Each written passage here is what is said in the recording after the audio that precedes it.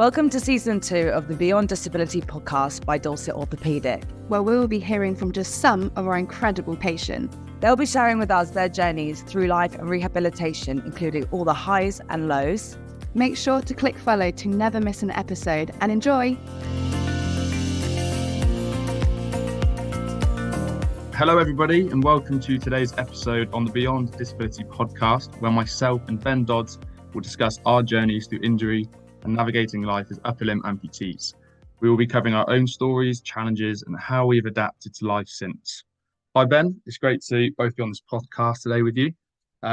So we'll just be bouncing back and forth and discussing our own kind of experiences through our since we've become amputees. So just a quick introduction of myself. I became an amputee around 10 months ago. I was traveling Australia and was working on a cattle station where sadly I lost my arm due to a machinery accident. It was then decided to be amputated pretty much straight away with the condition that it was in, which I kind of expected at the time. And so it wasn't the end to my travels anybody thought was going to be the case. But what has been the most important is how I've come back since and focused on myself, both physically and mentally, to create the foundations for what the future will hold. As only being a 24-year-old young man, I've got my whole life ahead of me. So we'll talk a bit more in detail about that through this podcast, but that has been a main focus for myself. So Ben, if you'd just like to introduce yourself, give a little bit about what life was like before amputation and then the day of your injury, if you could, please. Hello, I'm Ben. I lost my arm in November 2016. I was in the tram crash in Croydon. It was a crush injury, and I lost my arm above elbow. And before that, I worked in television, behind the scenes, not in front of the camera. And I was keen for my sports and played the guitar, like most people, played video games. Quite the average lifestyle, I would say. And then yeah. So as I said, when I lost my arm, I then lost it on the same day as the accident. And following rehab, and 7 years on, I've got a few prosthetics now, and that's where I'm up to. Okay, so again, we previously spoke before. The main difference between us two, I know we're both upper limb, but I'm below elbow and you're above the elbow. So in terms of challenges facing above the elbow, what kind of challenges have you faced since, or maybe you had a bit bigger challenges quite earlier on, and how have you found ways to kind of overcome these challenges? Well, one of the biggest challenges is with below elbow amputees, you're still able to put pressure on your elbow. So that's one of the big things for me, is that I have to be very careful not to put load through the end of my stump, because I just don't have an elbow there to take the strain, essentially. So that's one of the biggest challenges, all load, especially like if I'm laid down or something like that. It all has to go through my left arm now. And then it's you are just limited without a prosthetic as to how much you can do, like single-handed, or like using the left arm as my right arm as a bit of a brace for things. So it's it very much everything has to be single arm, or relying on prosthetics or other devices like KitchenAid and what have you for me, just out of necessity. For myself, in terms of challenges, both physically and mentally, again, you go from one day you're in the kitchen, you're cooking with two hands, you're getting changed, you're washing. It's so normal because you've done it for 24 years, or 23 years at the time. And so again, it's just so different to then to do things that you think you can continue to do, like you go to tie shoelaces, but your left hand's not there, and you go to try and do buttons up, and again, your left hand's there. But you learn to adapt in ways that, you know, figure out a way to do something. You know, there's tools, there's bits of kit that definitely aid in doing those things exactly. Um, and then driving, Ben, yeah, you mentioned you've got that, you know, the steering aid as such. Again, I've got the same thing. But there was a big challenge in the early stages where I couldn't drive anywhere, and I think it was for around, I want to say about 5 months. So me being a very outdoorsy person anyway, going to appointments in Amersham, driving across the country to therapy, to training, I had to rely on family members for that period of time, which did cause some difficulty. But I was very lucky enough to have a supporting family who would do those things for me and to provide, you know, access to those rehabilitation tools I needed to get to where I am right now. And then in terms of mental challenges, again, it's not that they're over, but it's still a reoccurring thing. Are those flashbacks and and nightmares as such? But with those type of things, there are definitely things to cope. There are coping strategies to definitely help with those mental challenges.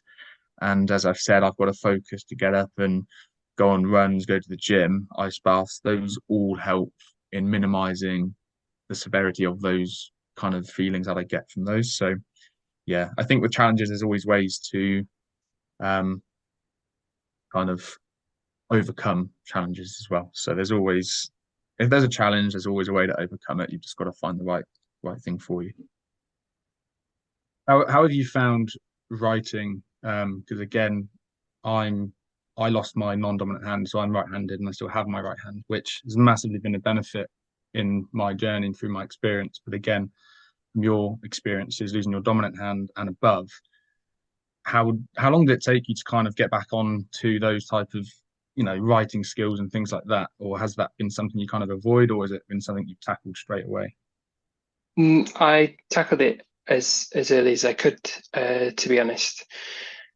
Yeah, losing my right arm, as you said, is my dominant arm. You have to start again. It's a blank canvas from the very beginning then. So it's learning to do everything, and that's tying shoelaces one-handed, which came surprisingly quick. I thought that would be something that would take me years, but I was really lucky there. Handwriting, I was encouraged quite early on to pick up colouring books, more just to just learn that control again of pens and pencils and keeping in lines, and you start with the big shapes to colour in, and then you get finer and finer, and just any notes, just making notes as much as possible. So when I was in hospital, and I was in hospital for almost 3 weeks, and as soon as I could, because I had a lot of wides in my left arm, because they only had the choice of one. As soon as I could, I was making notes of like doctors' names, which doctor looked after what, be it like plastics or anything, and what tablets they were giving me and medication. So when I was in hospital, my handwriting was as good as your average 3-year-old. And then, but I kept going and practice and practice. It took about 4 or 5 months, and a doctor at the time said a lot of it is due to the hemispheres switching as well, and it almost overnight. And because I've always dated my notebooks when I make notes at work, you could see, like within a couple of days, that my handwriting went from a scroll through to almost the same style of handwriting as pre-accident. And then since then, yeah, I make notes all the time, as part of my work, as for at home, and I draw, I sketch. I'm a comic book fan, so like margins in my notebook at work are full of various cartoon characters or doodles or just anything like a tree or something, you know, just to keep up the practice. But yeah, it takes time, perseverance, learning to use a hand that's not used to writing. But yeah, I got there, and they recommended that I use Lego as well to help improve my dexterity, and they suggested that I'd help move things along a bit quicker. And so yeah, so I've kept that up as well. Oh, excellent. Yeah. So do you say now it kind of your obviously now is your dominant hand? Do you just feel that it is after how long? Does it feel normal now? Does it feel as though kind of being the right-handed as you do it, your dominant hand? Now you're Yeah, six years in, aren't you? Is that yeah, almost seven. almost seven? So 7 in November, and but yeah, it's natural now. Uh, it it starts off feeling novel just because it's still alien. I'm just not used to that. But like yeah, after a year or so, it just becomes natural. It's the same as like if you trip, like if you just catch yourself when you're out and about, you you instinctively put out your dominant hand, and that in much the same way took a while before I went from throwing a stump out to catch myself to actually putting my left hand out, and it's very much the same. Okay. And is that the same for things like racket sports and things? Is that something you've got kind of ever say got back into or did beforehand? Is that something you've had to relearn? Uh, Very much had to relearn. Um, my wife and I have played tennis a few times. There's courts near us, and yeah, it that's racket sports are particularly hard to get good at again, or in my case, to get average at again. I was never good, um, but yeah, it just takes time and patience, and it really is just having to still yourself to remember that it's going to take time, and you can't get frustrated straight away. And it's not to say I don't get frustrated because I do, but it's just remembering that you've got to learn to do X, Y, and Z again. Yeah. So we spoke there a lot about physical challenge. In terms of mental challenges as well, with dealing and coping with the actual fact that we've both kind of lost our arms, what would you say was the biggest mental challenge? And again, coping strategies and things like that from your experience, what were those? So I've always been quite odd in insofar as that, like I've always been like a sci-fi fan. It it always lends itself to thinking about robotics and stuff, and that's perhaps attributed to me being quite accepting of losing my arm. And I think you touched upon earlier when you had your accident, you do the thing where like you check all the bits of your body. Can you move that? Can you do that? And I was the same. Like at the time, I was trapped under the tram, and I was like, "Can you wiggle your toes? Can you move your hands?" And then by the time help arrived, I kind of resigned to myself to the fact that I didn't think my arm was recoverable. And when I got to hospital, that was confirmed. And I think knowing instantly that it had happened, I think like in my mind, I think I'd already resigned myself to that and come to terms with it a bit. And it's not to say there's struggles. Like the first day I came out of the hospital, that was really hard because you want to pull a chair out and you go to put your right arm out and it's not there, and it catches you. But by and large, it's whether I've been lucky, whether I'm just weird, but I come to terms with it quite quickly, and it's in the back of my head. It was if you fall off a bike, you get back on, and I I quite early turned my head around to, well, I used to do this. Let's try and do that again. How would I attack doing that? And so that's been my mentality really. It's yeah, these things I can't do, but is there something out there that would help me be able to do that? Is how I've always looked at things since then. Yeah, no, definitely. Well, in terms of just talking about mental challenges and way to overcome them, from my personal point of view, is that I came back from Australia in December. So I arrived back on the 9th of December after a whole year of traveling. So all through Asia, did Australia and New Zealand. So a very high year for me in terms of exploring the world and meeting new people. So coming back to the UK after such a traumatic injury, um, it was really tough. So those first few months of January, February, and March, those dark winter months that I haven't seen in over a year because I was just in the sun of all those countries, I knew I had to kind of be quite hard on myself, which in the long term, I know it's only 10 months, but for me, what I did in those early days has really helped me. So my two biggest focuses were ice baths first thing in the morning, and then getting back into some form of sport. So I'm an ex-rugby player, played for my local club in Gloucester. That wasn't an option. And again, one day it could be, but at the minute with the pressure around my residual limb is way too tender to kind of have any form of contact. So I then went on to join my local CrossFit gym, which again, heard a little bit about before, but this was the biggest drive for me to kind of get up out of bed and to have a focus. And so if I had that, it would set kind of the standard of the day, of the week, or if I had a nice bath first thing on a Monday morning, I would then in my head have a good rest of my week, and that would be then a good therapy session with my psychiatrist and things like that. It would then have good relationships with friends and be able to talk to them openly about things that had happened. So all these little small things and had a domino effect on much greater things.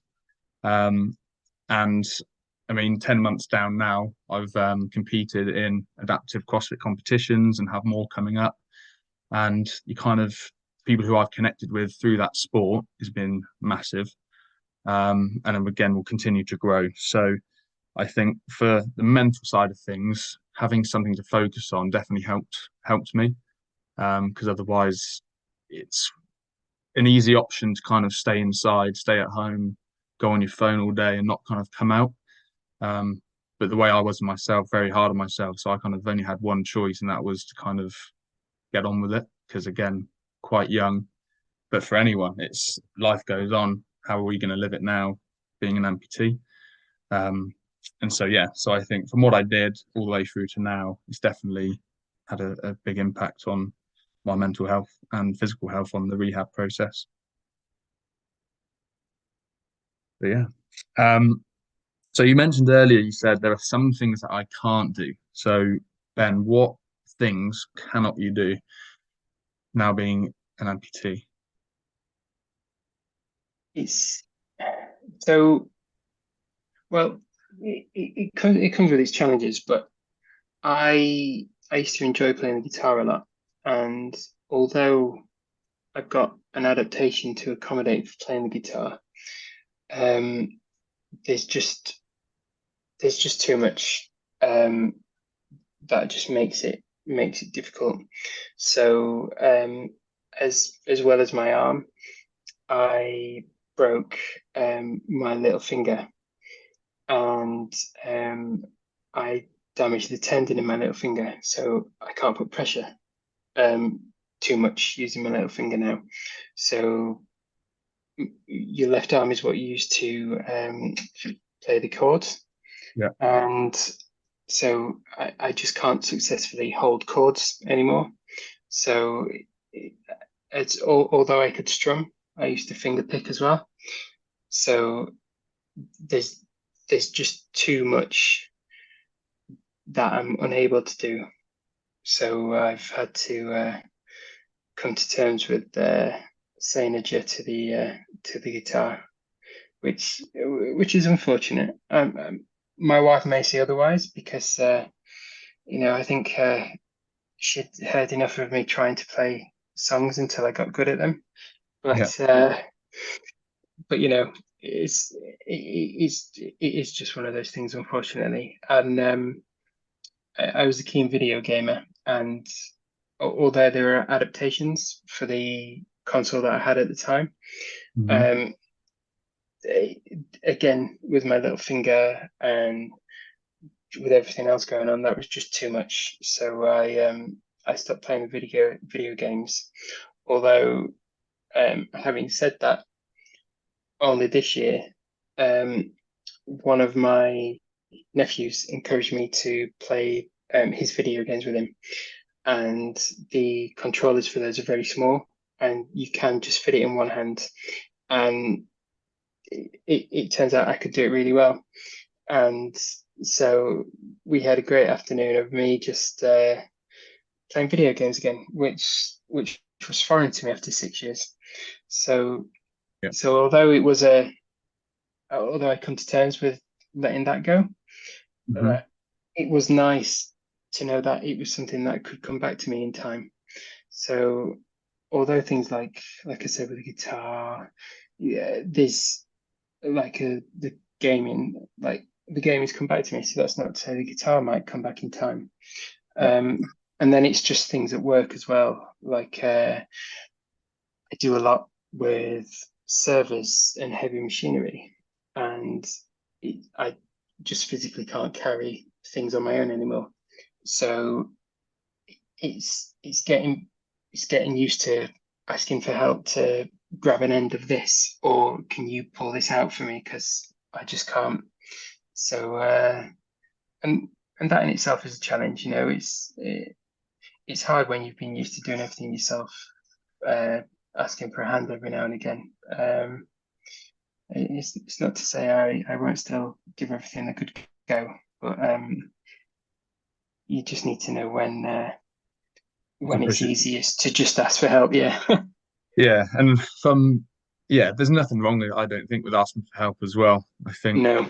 at first, again, I'm very resilient, so I kind of want to do things on my own and again not ask for help, to be stubborn in that way. But actually, I think if someone I don't ask, I only ask for help if I know I need it. And I think you hit the nail on the head when you said that. It's kind of recognizing what you don't want to overdo it where you're actually going to then put too much strain on, on your hand or your arm that you actually cause further issues. So Exactly. big thing for me is just the overuse injury on the one side, which speaking to other amputees have said is kind of a thing to consider and to think about. So, wearing prosthetics that are going to balance you out in terms of, not overusing just that one side. It's going to bring you down so your left and right side is as well managed as possible.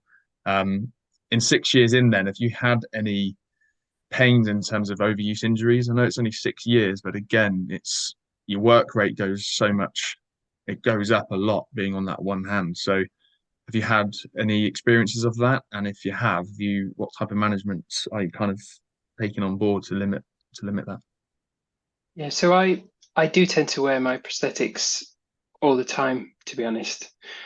Um, I've I'm currently not wearing a prosthetic, but that's purely because I like to give myself a rest, like during lunch, and then pop it back on later in the day. So yeah, I was told to be wary of overuse as well, because you can encourage things down the line. Um, so yeah, I do try to be careful. And like if it's been a busy day, yeah, my hand will be sore if I've been writing, or I've just been like typing, or like doing fiddly things with my left hand a lot. Um, but over time, and now I've got powered prosthetics, having that additional finite control, it does help. Prosthetics, they're good as just having another stable hand there just to hold something. Hmm. But you will always rely on your good hand, the hand that's still there to do most things. That's just natural, but it is being cautious of that. And yeah, it is something that is always in the back of my mind. And I do find I go into most things going, right, I'm doing this today. What prosthetic do I need for that? And trying to plan accordingly. What I will say is the heat doesn't help. Mm. Most prosthetic users will probably say this. I've only spoken to leg people, leg amputees myself about this, but when it's super hot, that's when prosthetics can be quite uncomfortable because it just get a bit sweaty in there. So it's being cautious of that as well.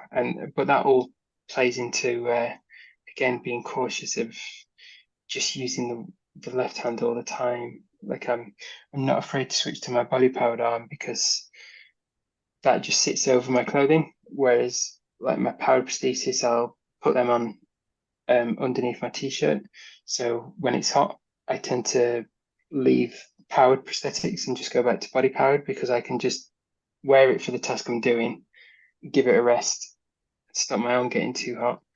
But yeah, you become accustomed to actively thinking about the right tool for that job for that day, and that in part helps with being cautious about overusing your arm and yeah, taking a rest if you know you're going to have a busy day. It's just factoring in that time to just take like 20 minutes, even if it's just go for a walk around the block or watch something on the telly where you're just not using your hand for a while. It's I try not to use my smartphone too much as well. Just using my left thumb all the time for like typing and stuff. I try to always use my computer and because it's just easier to use fingers and thumbs than just a thumb. So it's things like that you don't necessarily think about when Yeah. you've got two hands, but with one hand, yeah, it requires forethought initially, but it is second nature now.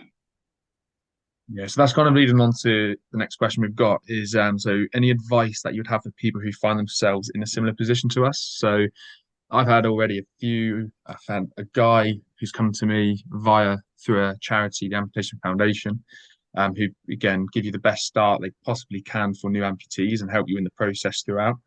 Um, so again, from both our experiences, any advice for newly amputees, mainly upper limb, that you kind of have, and this can be, physical stuff and you kind of your mental health side of things, any strategies and things like that from your side.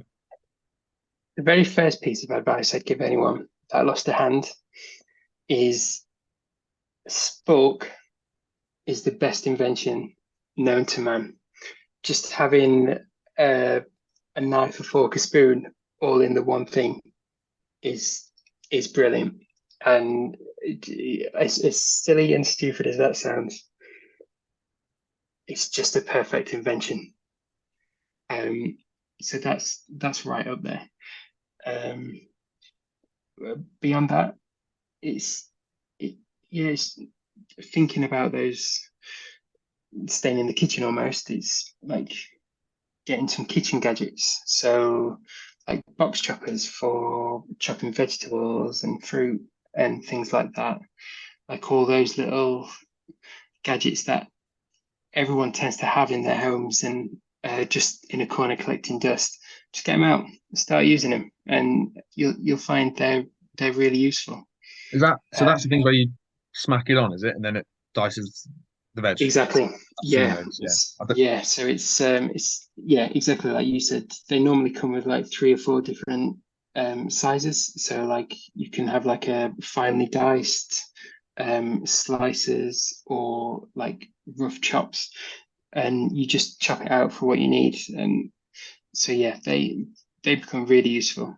And yeah, you can hire these meal boxes where each week they'll send you like a box of all the right ingredients, and I found those two brilliant because it helps me cook again, and you've got everything that you need for it. You're not hunting around for everything. You've got everything there. It's all spread out on the kitchen side, and yeah, just having those extra gadgets means there's nothing to stop you in the kitchen. And then like going around the house, yeah, these gadgets, but a lot of the time, you, you most things are quite in this day and age quite straightforward to use. Like things in the bathroom, you can get dispensers. They they are really useful, like, especially when I was learning to be left-handed. I had dispensers for everything. But over time, you keep some, you lose some because you just get used to having a stronger left hand, like especially not being dominant left-handed to begin with. Um, and then yeah, the only big expense that I've had to buy for making my life more able was buying an adaptive controller for the car so that I can still drive one-handed. And you're essentially just holding a stick with buttons on the end of it for your lights, for window wipers, for things like that. So you never take your hand off the wheel, which is really good. Um, but most things are quite inexpensive, like kitchen gadgets, like home bathroom gadgets. They're they're the big changes. But yeah, the spork, because it's just that thing of just asking someone to cut something for you. Like it, it's just nice to know that you don't have to Yeah. from time to time. So that's definitely up there. Yeah, I've got something similar called a Nork. So it's again, Yeah, if that is that the same thing, I think it's slightly different, but there's no rigid edge. It's just looks like a normal, you know, yeah, stainless steel fork, but it's because of the weight or whatever, it's quite thin, so it can just cut through. And I've honestly eaten steaks with it and not had a problem. So yeah, it can get through anything, which again is so great when you're not having to ask someone to cut up your food. So yeah, but there are gadgets out there that definitely do help, and yeah, a lot of these gadgets as well, like that pump or whatever you said with the onion pepper, yeah. The box is chopper. is in most kitchens now, I think, because again, you see it on TikTok, and then they're not just for people with one hand; they're people who it's all about efficiency, and I think if it's more efficient and quick, then that's people are going to get it. So Yeah, 100%. yeah, so so with advice, my advice, I've just got a few little bits, would be more from the early stages again, more about mindset and things like that. So biggest thing for me was to have a focus daily or even a week. So like you said, Ben, about you were writing, you were coloring, you started quite early, which is, you went back to basics of not trying to write sentences, but getting a coloring book or something. That just brings back that dexterity of holding a crayon, a pen in that weaker hand at the time. I had a focus of getting up quite early and having an ice bath. Some people might have a focus on reading a book, but just keeping occupied. Because a lot of the time I found was if I wasn't keeping busy or doing that, that's when like the negatives start to come in. So, the flashback side of things. And I find myself back in that, back in Australia where I was when my accident happened. So the more things I had to focus on, but it wasn't a busy day of focus, it was one or two things, but that then kind of gave me that kind of foundation of the rest of that day and potentially even that week to kind of clear my head in that sense. My biggest thing as well was focusing on all the can do's and not the can't do's. So not about, well, I can't do this anymore, I can't do this. It would be, well, I can still do this and I can still do that. So I think that was a big thing for me was the can do has to be the focus. And it is hard. It's not every day hasn't been easy. And it's not every day you can keep so positive in that. But as long as you have ways to cope with those negatives, I think that can definitely help. And then also is to reach out to other amputees is definitely a bit of advice that's definitely helped me. I mean, when my accident first happened, I didn't know any amputees, like anyone at all. I knew people who were born with limb differences, but in terms of amputees from a point where they've gone through trauma, no one at all. And that's when then charities come in and help you out and can point you in the right direction. Um, and social media also helped me massively. And again, I know there's pros and cons with social media, But again, try and focus on those positives that it can offer, which is put you in contact with amputees all over the world.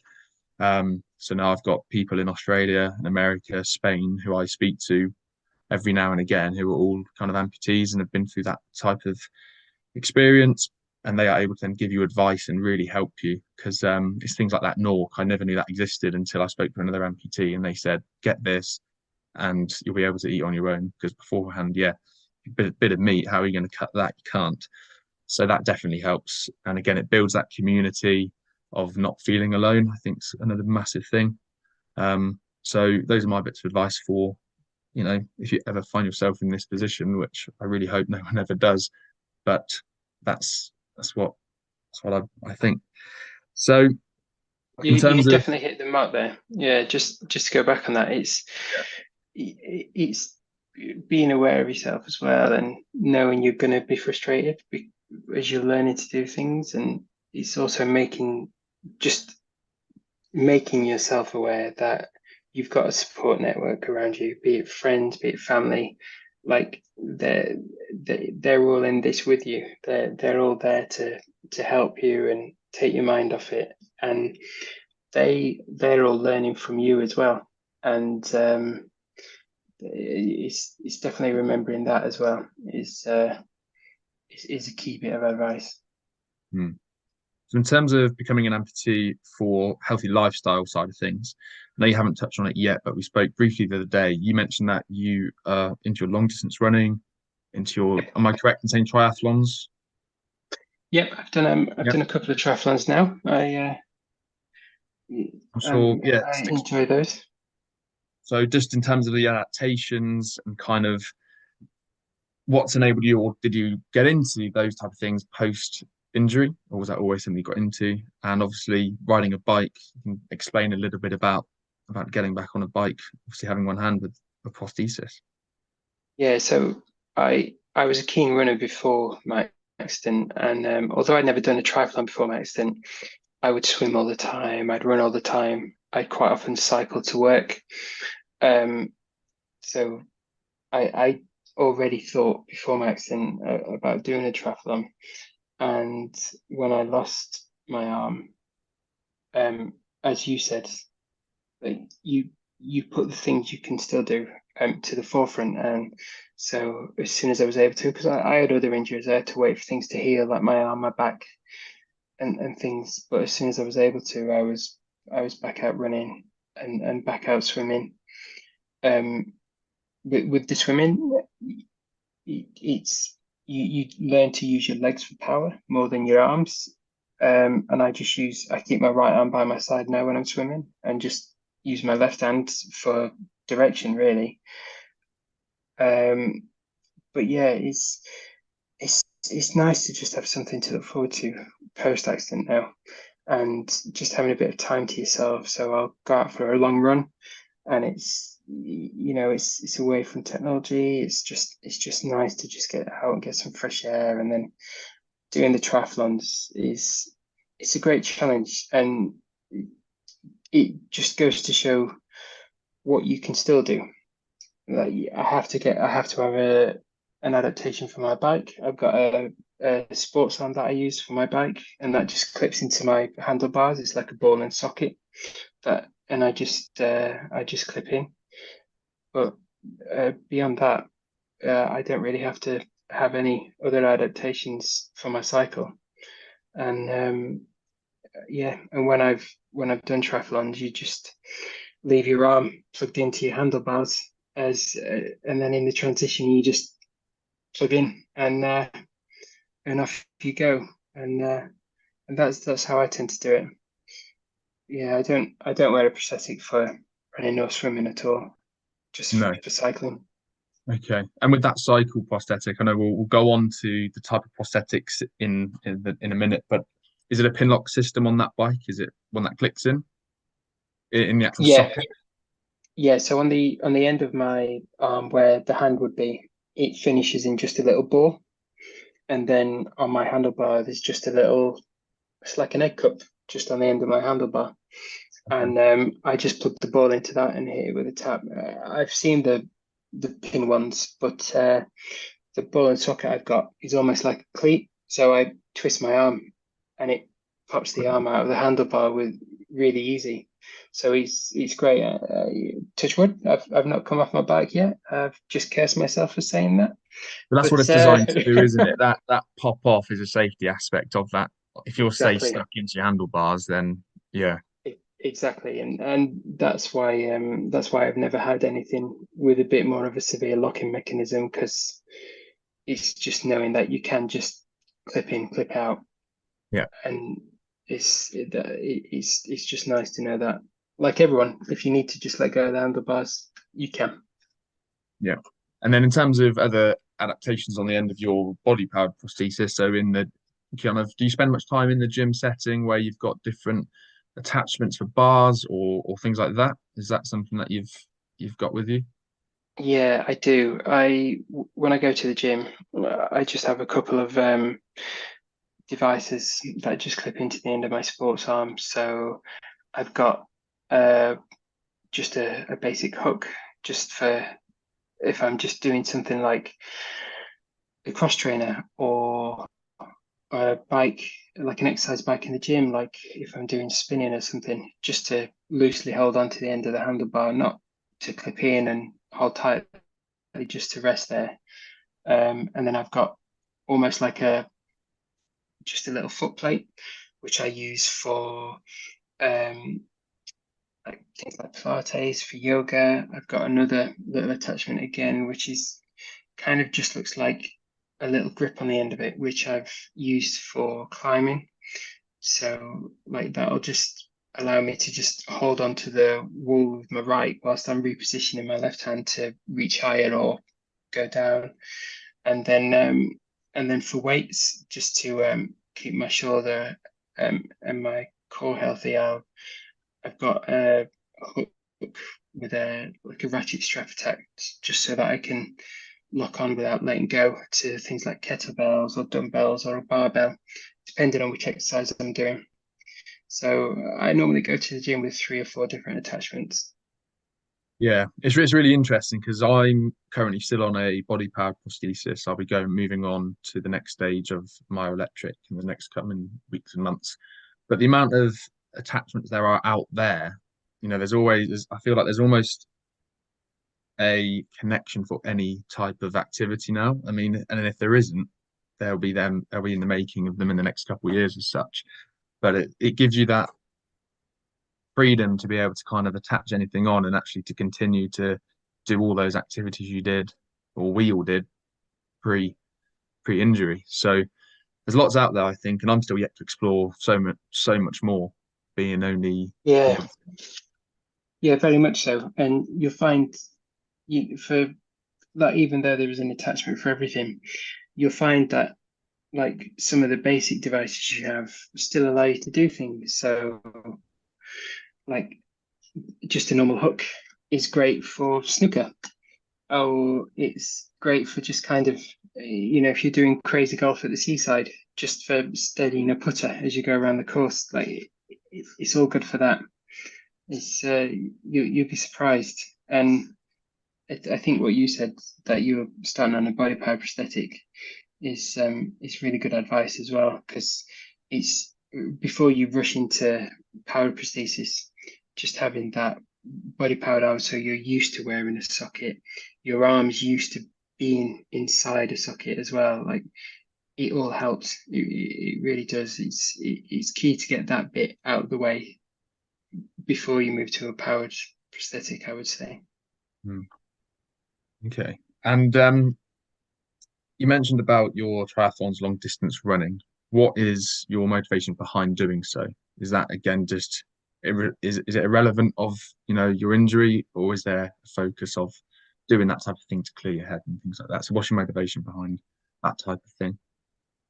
Initially, it was a challenge to myself to be like, right, you're up and about again. Let's get a half marathon done, and it's just getting to the end of it. That was an initial challenge, but after the first one, like in terms of doing like physical challenges, it's more I'd have done it regardless now. Like, I liked my running before, and I still like my running. I find it a really good way of being technology free for a couple of hours as I'm running around the countryside, and I've always enjoyed that. So once I'd got that initial challenge more to myself than to kind of prove to anyone that I could still do things, like once I got that first one out of the way, like it was kind of almost business as normal again from that point, I'd say. Yeah. Okay. That's really interesting because again, you talk about like motivation as well. And for me in the early stages, was it motivation or was it discipline? About being disciplined in the rehab. I didn't feel like I wanted to get up, but it was if I do, then I know the rehab will say be easier, but the progression will be made quicker, and I'll be able to progress on to prosthetics earlier if I do all that. So for me, it was more of a discipline. I was very disciplined in, and I still am to this day, getting up at the same time, going to bed early because it's kind of I've created that habit through being disciplined in the early days. And I mean, at the minute with the summer, I haven't really had any ice baths because it's too warm, but I'm kind of getting back into the winter and stuff. That will be another discipline that kind of will come into it. Um, so yeah, I think there are some days where I'm not motivated one bit. There are days where kind of, yeah, you're tired and all whatnot. But actually, it is the discipline side of things and the habit that you created from that, which then actually you don't even think about it really. You're not thinking about I need to be motivated for it. You're up and before you know it, you're doing your long distance running or you've got your next comp in the diary and you're getting ready for that. So it kind of just has that domino effect from one thing to another. So yeah, that's really interesting. And then in terms of your prosthetic, so you've gone on to again myoelectric, body power, and things like that. So you're able just to talk about the process of trialing of those myoelectric devices and body powered, because we're both at Amersham at Dorset Orthopaedics, but yet we haven't crossed pathways yet, but maybe one day we will. But yeah, just to talk about again, give me a little bit of a vision of what to expect come the myoelectric trial. So it was always on the cards that I wanted to go down the paraprosthetic use, and just because I think I'd like, especially for my job, like if I was able to, then I'd always said I'd quite like to get that, and it requires a sit down with the prostheticians, and they they tell you like what's available to you, being above elbow. There's certain things that I'm limited by, but it's not necessarily like a hard limit. It's just you just have to attack things from a different angle, I would say. So yeah, so the first thing was once we were kind of on the road for paraprosthetics is you start doing sensor testing, and you from there's a lot of just testing to see what electrical signals you generate, and yeah, it's that's the initial step. First, seeing what your arm's capable of, and then you start getting measured up for test sockets and working out where and what type of sensors would be placed where, and then from there it goes straight into test sockets. And I've had two powered prostheses now, and the first one was straight through to a uh, wearing an arm with a hand and just practicing opening closing the hand, and then the the second arm was virtual. So I had the hand on the screen and I'd watch it open and close. And I've got a powered elbow now. So it was like bringing the arm up and down as well. And so, and then you take all that information back, and then it's calibration really. It's literally just calibrating the software to make the hardware work from that stage. And it's just practice. Like as soon as you've actually got an arm, it's a lot to take in. There's a lot of thinking thinking about opening the hand, thinking about closing the hand, thinking about rotating your wrist. But it's just time. And the more you get used to it, you end up learning to do a lot more. And I started off just wearing my arms for an hour a day, and over time, like I'm wearing mine now for like 7, 8 hours at a time. So it's just slowly getting used to it, and it's not rushing as well. That's I think that's the key. It's just knowing in your head that it is going to take time because it's a complicated bit of kit, and but you will get there. And I initially didn't think I'd get anywhere, but in the end I did. So it's just learning to be patient. Yeah, for sure. And does the phantom limb that you have always correspond with the physical movement of the actual hand? Or if you're weak in an area when you calibrate, could you do another movement, but actually it's a different movement on the physical hand compared to the phantom? Now, I've really been quite lucky in that I haven't really experienced too much phantom pain. And it's not to say in time I won't get phantom pain in the future, but yeah, I've not really had too much phantom limb pain at all so far, and I don't know. They said to me in the hospital that I should massage my stump like quite early on because that helped me with reducing the tenderness, and the physio at the hospital suggested the more you massage the arm, the more you're telling your head where your arm stops now. And I did have phantom pain to begin with, and it felt like I was splaying my fingers too wide and slightly bending my hand backwards. But the more I massaged the hand, my arm, sorry, it went away after a few months, and it tends to only creep back in if I'm just exhausted or if I've worn an arm too long.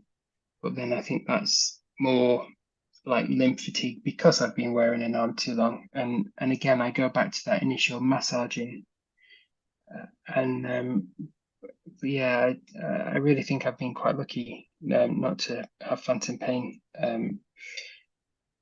as severe as other people. Yeah, I think that's the biggest thing I've taken from talking to the amputees is everybody is so different, even if you have the same amputation. So in terms of the sensations and the feelings, even the type of phantom limb pain, it's managed in different ways by different people, and the feelings that they have is very different. So, for those listening, it is all very different, very specific to each person, but there are definitely ways to cope with phantom pain, whether that's medication, physical, mental distraction. Because I think for me, it's worse in the evenings. It's best in first thing in the morning. I think when you switch off and you're kind of winding down and you're focusing more on your arm, that's when the sensations and pains can kind of get worse. But that's just from my personal experience, and it massively changes from person to person. In terms of future, so again, what does your future look like, Ben, in terms of work and prosthetics actually? So are you now with the same prosthesis for life, or how does that look for you?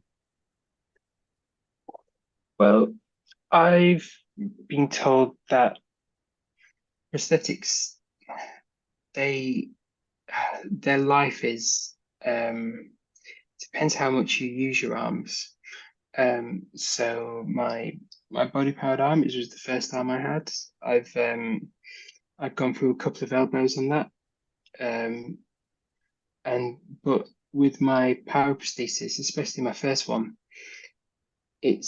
I've had that 5 years now, and I've looked after it well, but I've worn it lots.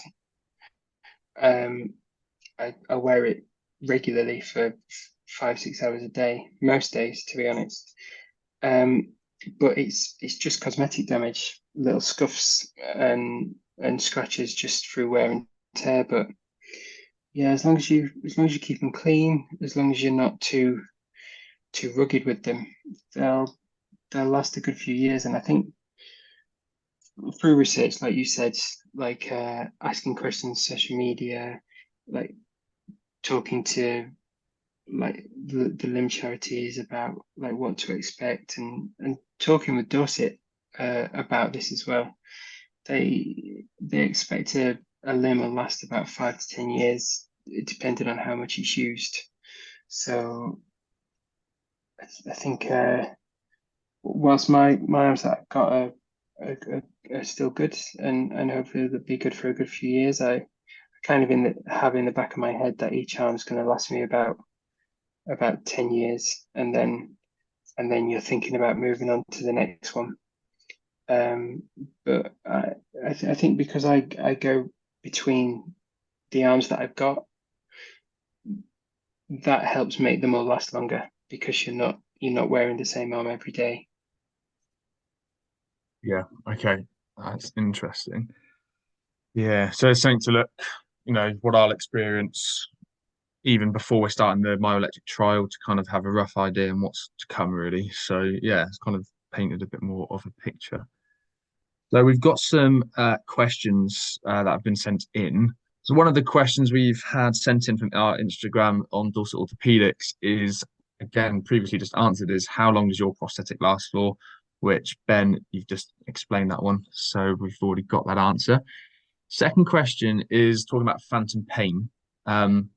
Again, and experiences with phantom pain. So again, we've touched upon that in our conversation just previously.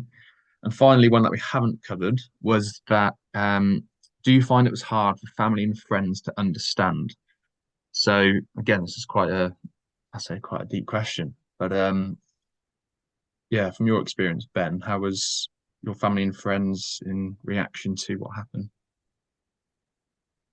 I mean, it goes without saying the initial um, feelings from family is shock, because it is a shock. Like someone they've known and loved for a long time has gone through quite a seismic event.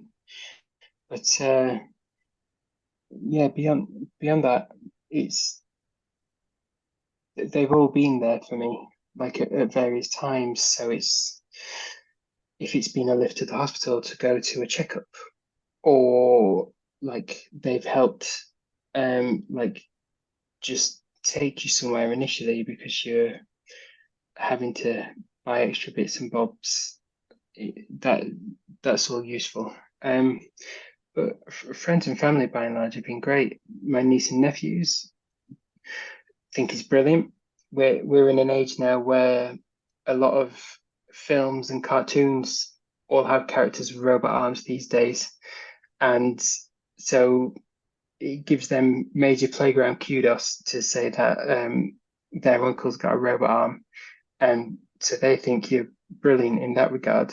But then with like my parents, my mother and father-in-law, like brother and sister-in-laws, they're just there to help. Like if you need it, and it's kind of encouraging them to treat you no different. They've always known I've been a bit of a joker, and I don't tend to take anything too seriously. So they all kind of initially waited for me to crack a joke, and then they kind of know you're fine, and it carries on being business as normal again, and that's really how much it's carried on being since then. But it's just they didn't change too much. It wasn't too much of a shock for them, or they've not, certainly in my case, they've not had any I've not had any bad, like, negative reactions. And beyond friends and family, it's inquisitiveness that comes out. Like I've had kids and adults come up to me just in the street, and they'll ask you how things work as well. And I think as long as you're comfortable to be open and speak about your arm, then that's certainly helped me. I don't know whether it's helped me more come to terms with it, because you're explaining something you know intrinsically now, because you've gone through that challenge of having devices. But yeah, it's I've not had any negative reactions at all. It's people like to just know that they're there for you if you need them, and beyond that, they try to treat you. They treat you just as normal. Yeah, I was going to say very similar. No one treats me any differently now. I'm still doing everything I used to do. Things, lifting heavy stuff or chopping whatever down. Still continue to do it. But yeah, like you say, from a family and friends perspective, the initial shock it was pretty hard.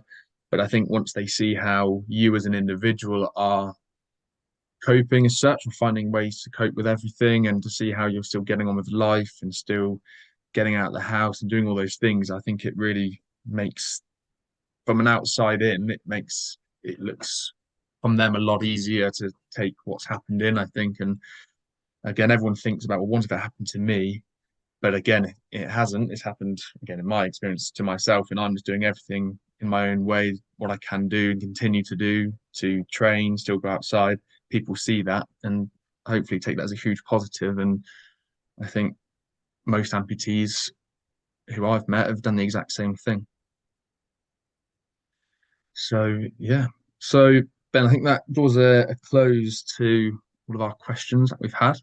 So that's been great to have a chat today, and hopefully one day we'll meet in person. I certainly hope so. It'd be great to synchronize visits of getting new bits of kit, and I think I'm always available. Like if anyone ever has any questions, I'm happy to help, because I didn't really have anyone to lean on. So as people go through the challenge of losing an arm now, it's nice to just have someone in the back who's a few years ahead of you, who's more than likely gone through the same things that you've had and had the same questions at some point. Sure. Well, thanks all for listening to today's episode. Hope you all enjoyed it, and see you soon, Ben. It's great to chat.